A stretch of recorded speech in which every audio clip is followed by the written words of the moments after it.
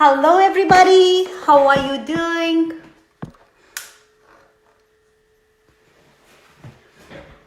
Hi, Ajay. My name is Parul, and I'm here today on my secret bookshelf talking to you guys about something that I love the most, and I'm sure that you guys also love the most, which is books, right?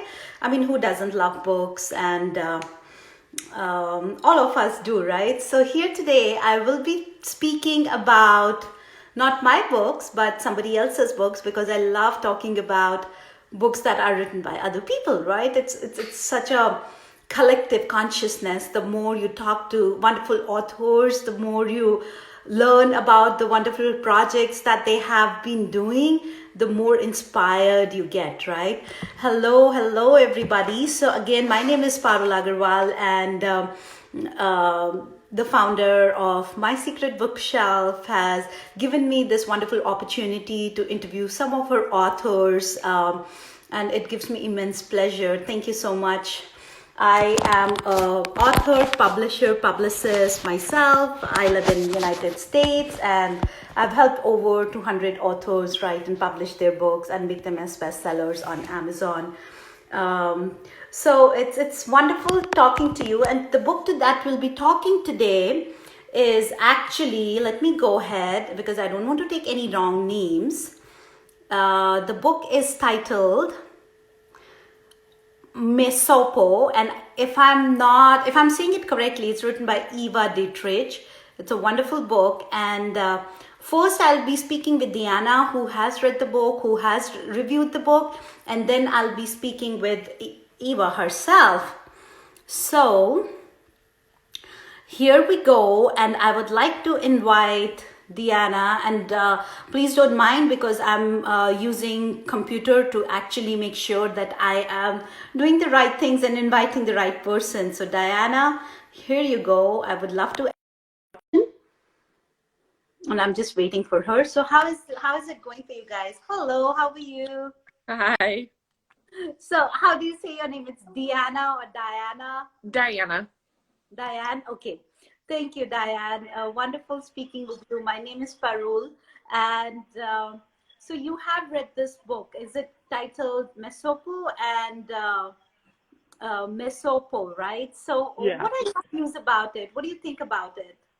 I thought it was quite enjoyable. It's geared for a younger audience, so it was a pretty simple read for me.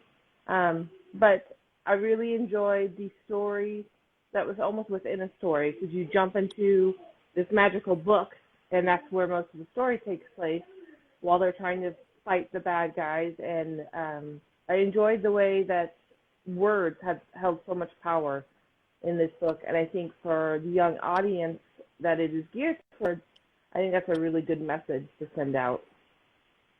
Wonderful, wonderful.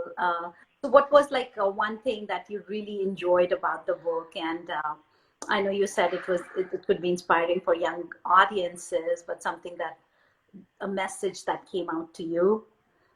Well, for me, it was just a reminder, because everybody needs reminders of just how powerful words can be. And it just kind of reminded me to be more careful. Just make sure you're thinking about what you say before you say it. And just being reminded that a good word or a bad word can be very powerful in a positive way or a negative way. That's wonderful. That's true. So is the book targeted to young adults? I think it's more middle grade. More middle. It Okay. seemed more middle grade. It was very simple story.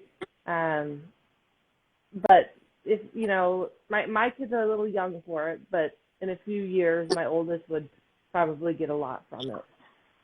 Oh, that's wonderful. That's wonderful. And I believe we can find it out there on Amazon. And Yeah. you have been one of the bloggers. And do you have any questions? Because after this, I'll be speaking with the author herself. So do you have any questions for me that I could ask her? I am just curious how she came up with the idea for the main character to be popped into a book, and then each character in the book is written. They're made by words, and the bad guy is taking all the words so the characters are slowly disappearing because their words are being stolen. And I think that's just very unique. And I'm just curious how she got that idea. This definitely is unique. Okay, Yeah. so thank you so much for sharing your insight, and let me call her, and I hope I'm able to get your question answered here. All Thank you right. so much for your time. Have a wonderful day. Bye-bye. Bye. So I forgot to ask Antra, if you're here, do you mind sharing the cover of the book so I could actually share it with our viewers here, whoever is watching us live? And with that being said, let me see if Eva is here. And I am just adding the author now to our conversation. I'm truly excited to talk to her because her idea, her concept is so unique. We are still waiting for her. Yes, thank you so much, Diane. And how is everybody doing today? How are I'm in US and we have the long weekend here this week. Hi, how are you? Hello. Hello, everybody. Hi, how are I'm you? fine. How are you? I hope everybody's fine. The families are safe. Yes, yes. So I live in Everyone's Phoenix. safe. And I think so. You are in Spain, right? Are you in Madrid? Where are you located? yeah, we are in Madrid. A little bit outside Madrid, but yeah, near the capital. So I see. it's So been how, one of the what's hot spots in here. yes. Oh my gosh. But I believe it's you are starting to reopen. Is that correct? Because We are starting this Monday after 2.5 months. okay, okay. So Wow. we're looking forward to that little bit of freedom. I'm pretty sure. My how far is Belize from your place? Is it close by? Belize? Belize? Yeah, huh? That's not Belize. It's not in Spain. Okay, I'm sorry. I thought it Yeah, was like I close think. to it, and I might be saying it incorrectly because Okay. I know one of my friends is from there, but I might be saying it incorrectly. So thank you for sending the cover, Tantra, and I will. So I'm truly excited to talk to you today, and I'm not sure if you know much about me, but my name is Parul Agrawal, and I do these live videos for Antra. I'm in collaboration with her, and I am myself an author, and I help other authors write and publish their books and market them to bestseller ranks. And I've so far helped around 200 authors do this. And I came into this field just because I wanted to write book for myself, and then over a period of time, it became such a passion for me. And I believe your story is something similar. But here we really want to talk about your book and how you came up with this idea of this particular book, Mesopo. And honestly speaking, sorry, I have not read the book, but the name is really intriguing. So where did you get this name from? Does it mean anything? It actually does. It was thought as an abbreviation of Mesopotamia. Okay. So this book is really for children. So I'm not quite sure how much children will get it, but the adults who read it, they certainly did, because it's very loosely based on the ancient Mesopotamia. And the reason I chose this place is because it's really the place where the first written words were born, so to say, in the clay tablets from ancient Mesopotamia. Wow. So I thought it was really ideal as a fantasy place to start the story. And I think Diane, I was speaking with her before our conversation. She wanted to know, like, how did this idea came to you, and especially because apparently the words are being eaten, which is such a unique idea. So Yeah. where did you come up with this idea and how? Well, I actually don't really know when the idea came to me, but I'm half German, as you might know, and I used to read a lot of German authors when I was a little kid. So I read a lot of Michael Ende, The Never Ending Story, Momo. Okay. And also Cornelia Funke is an inspiration to me. So I've read a lot of books about books, and I really think it's important, especially nowadays. I mean, we've seen now in the last months how children are really 8 hours, 10 hours a day on computers or telephones, handies, cell phones. And I think it's really important, especially for the children, not to lose touch with the book itself. Absolutely. And with the words, and to know how to write as well, how to express themselves in writing, and even for the very small ones, how to express themselves, to handwrite, how to learn how to handwrite. So I think this is important, and this was really the message behind my book. Absolutely, especially because, you know, and I feel this the same for me as well, not about our younger generations too. I mean, I feel like my grandparents had such strong vocabulary and they used the words so beautifully, but slowly and steadily we are losing that art of using beautiful words. Words have power, words have beauty, you know, and I'm thank you for sharing that with us, because really, you know, the children today need to empower themselves with those words. So coming to my next question, what is the importance of fantasy versus today's extremely academic education?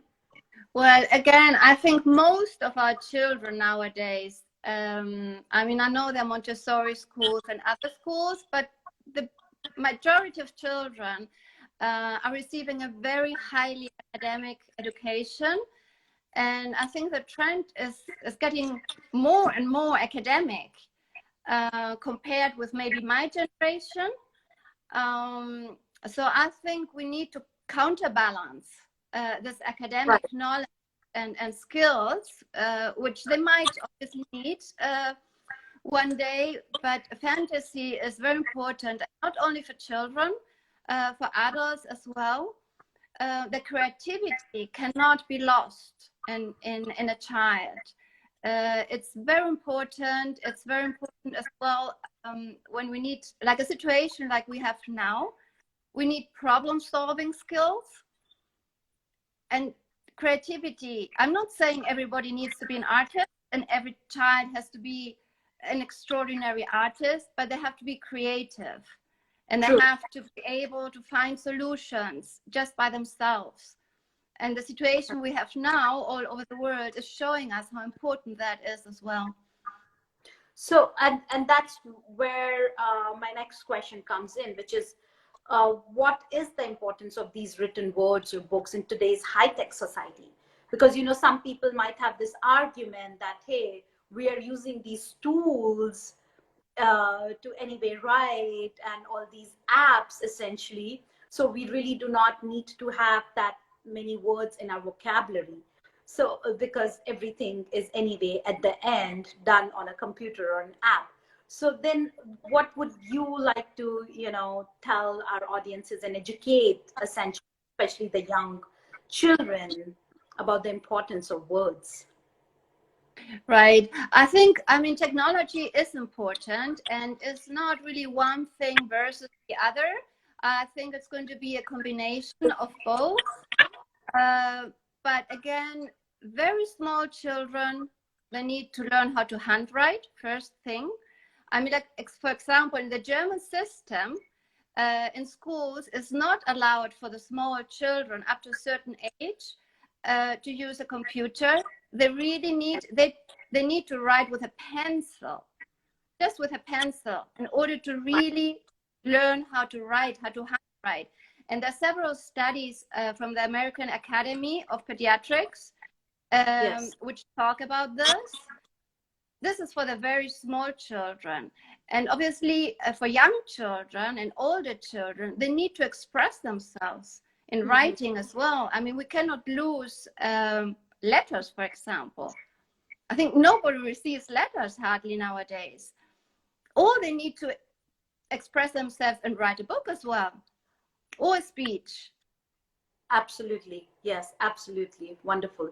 And all this creativity needs to be let out through the writing as well. And I think writing is very important. I mean, for myself, it's like this. I'm not such a great talker, to be honest.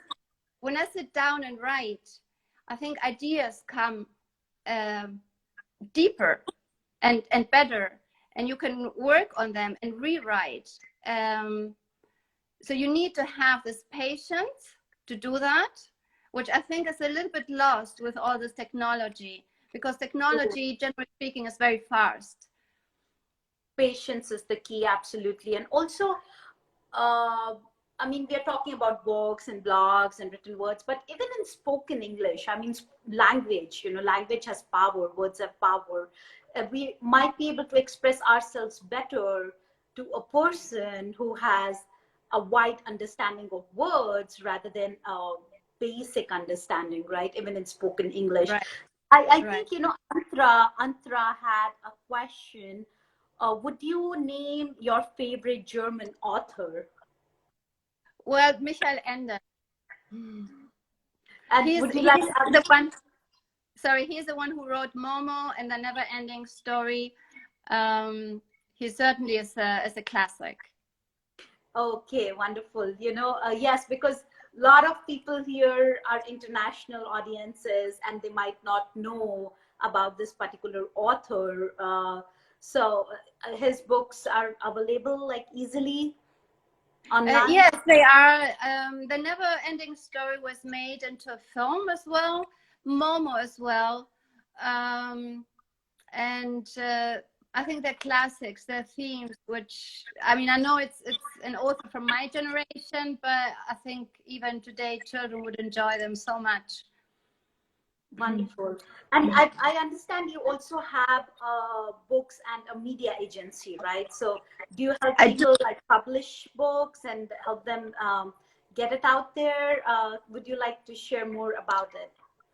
Yeah. And also like to, you know, meanwhile, while we're talking, I'm not sure how to do that, but I will also like to share your book cover here. And I have it on my screen. Such a beautiful cover. Yes. Yes, the illustrator is Ingrid Kalek. She's an American illustrator who did the illustrations for me. And what is the significance of this artwork here? Well, that's one of the characters. And if you look, I don't know if you can make it any bigger because I cannot see very well from here, but you will see the main characters. They are actually riding on the bird. Okay, let me see if I can download it and then enlarge it. Could be. It doesn't matter if it's not possible. It doesn't matter if it's not possible, but they are actually within the within the feathers of the bird. You can see them. All right, this image is probably, you know, because it's a download, it's not very clear. Yeah, I know. Okay. All right. Okay. So yes, coming back to your media agency. Yeah, so I found it because I love reading and I love reading from all kinds of authors and I love illustration. There are so many beautiful illustrators out there with amazing work. So I founded this agency. We are specialized really in children and young adult. Sometimes we do adult or crossover. And it's an international agency, which is maybe the one thing that is really special about it. I do a lot of English-speaking authors and illustrators, but we have Spanish-speaking, German-speaking. So we are really happy to have a look at authors all over the world, especially the ones who have a very unique voice. Okay. Who play with words, who play with style, who have a high concept, something that really stands out from the crowd. We're really happy to look into those and to receive manuscripts and illustrations. So how do you work? Do you work as a traditional publisher where people submit your manuscripts, or you're more like a hybrid where, they work in close connection with the Well, author? we're an agency. Sorry to interrupt. We're an agency, so we receive manuscripts from authors and illustrations, as I said, from illustrators. Sometimes we have also illustrators which send the whole project to us, and we try to find a house, a nice publishing house for them. Obviously, the main big houses are in the US, UK, but we look all over Europe. And we have agencies, co-agencies we work with for Asia, for example. So we can cover really foreign rights as well. That's wonderful. So, I might send you some authors that I work with and who Yes, really please, go through that publishing route. We're So, always looking for new voices. and do you specifically work in a particular genre, like children's books, or practically everything, fiction, nonfiction? We specialize in children's books and young adult, everything, fiction, nonfiction. We take on occasionally a crossover on adult book. So if there's something extraordinary, we would take it on as well. But we are focused on really toddlers, picture books, up to crossover. And how, from my understanding, because I get like a lot of wonderful books, and most of the time I help people self-publish their own books, right? But I'm always very, because I'm an author first and then, a publicist. So I always feel that this book needs a wider audience. This book needs to go to that, a traditional publisher and have a wider distribution network. So how easy or difficult it is, and if the author submits a book to you for your review, how long is usually the process? Well, the process is long. Yeah. The publishing industry, I mean, I used to work in finance and investment banking for a few years, and by comparison is really a slow industry. Okay. It takes time. It takes time to write a book. It takes time to get it to publishers. It takes a lot of time for them to decide. So it may take up to 4 or 6 months to get a feedback, to get an answer, to get things rolling, so to say. So you have to really be patient. And if you actually talk to publishers now, they might have all the books which are going to come out next year. They might already have them on the list. So you will have to wait another year. So it is a very slow industry in that sense. Okay, I see. Okay, I see. I know, and I understand that it's a slow industry, and but are publishers, a little bit worried about publishing new books, considering the situation in the world right now? Or there's well, I mean, I think the only a big publisher which I read about, I mean, there might be others who didn't really lose anybody, was Simon and Schuster. Yes. I think all the other big ones have lost like 15% of their staff, and it makes it really difficult to work, because usually people have to talk and interact within the company. So it's difficult now for them, as it is for everybody. On the other hand, I think people generally, not only children, but also, I mean, children have been reading quite a lot this couple of months, being at home. Audiobooks have gone up, certainly. Just the times have been shifted because nobody drove to work in the morning, but audiobooks sales have gone up. So I think it's an industry that will recover as everybody else. It would be slow, generally speaking. It's not going to be easy. Right. So just before we call it a day for today, do you have any words of inspiration or anything that you would like to share with our viewers here? And where do these people find your book? Well, the book can be found at Amazon and also on Waterstones. I'm not quite sure about the distribution right now at Waterstones because I know that for some time it was not that great. Sure. But in theory, it can be found also on Waterstones. And I think my last words would be, that words can be very powerful, which is actually a theme in my book as well, because we can use them to heal and we can use them to hurt, as in real life. So we should be really careful how we use words. It's something to learn as well. Absolutely. And what new projects, exciting things that you're working on for the near future? Well, I do have an idea, but I wouldn't want to share it right now because it's at the very beginning. So when I'm ready, I will. But it will be more for young adults.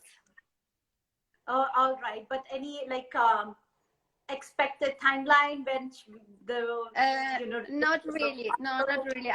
I take my time when writing. I think you have to take your time. That's the beauty of it, really. Absolutely. Thank you so much for coming today and speaking and talking about your work, wonderful work in the publishing industry. And I look forward for that next idea of yours. Thanks for having me. And I really hope that many people will also send their manuscripts. Absolutely. And I also, would possibly touch base with you. I will ask Antra for your email and, maybe help you or not help you, help my authors with a better publishing deal here. That would be great. Thanks for having me. Thank you so much. You have a wonderful evening. Bye. Thank you. Bye-bye. Bye. Bye, everybody. Bye. Bye. All right, people. Thank you so much for staying with us, and thank you for listening, and thank you for your interest, and thank you for reading, because if we do not read books, then we authors essentially are not able to share our message with the rest of the world. So thank you for being such good readers and reviewers. And thank you for giving me this opportunity of interviewing Eva and Diane for this wonderful, wonderful Instagram live. And stay safe, stay healthy. Bye-bye. Thank you, Priya. Bye.